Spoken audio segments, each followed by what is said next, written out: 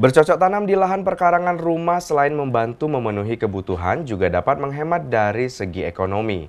Seperti yang dilakukan oleh salah satu warga T2 Purwakarya, Kecamatan Purwodadi, Kabupaten Musirawas, yang memanfaatkan lahan pekarangan rumahnya untuk berkebun.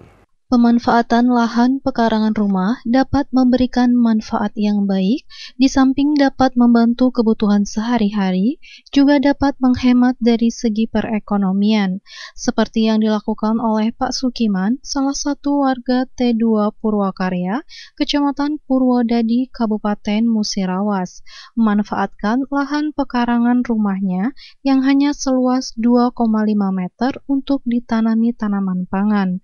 Pak Sukiman sengaja menginovasikan lahannya dengan tanaman yang bervariasi di setiap musimnya. Lahannya ini pernah ditanami kacang tanah, jagung, dan sekarang beliau ingin mencoba tanam ubi kayu. Petani kebun Pak Sukiman mengatakan ini sudah 4 kali tanam. Awal mula lahan ini ditanami kacang tanah dan alhamdulillah berhasil.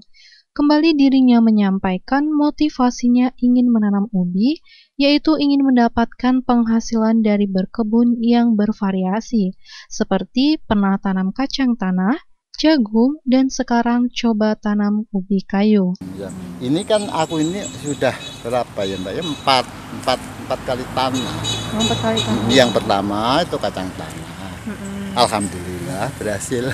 Apa namanya? Ya, ibaratnya itu wong nyawa, Mbak. Jadi kepinginnya tanaman itu kan misalnya sekarang itu padi apa model apa kan besok gantian. Jadi maksud aku juga ini untuk bervariasi hasilnya.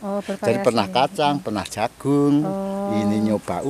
Ayu Fitriani, Silampari TV, melaporkan.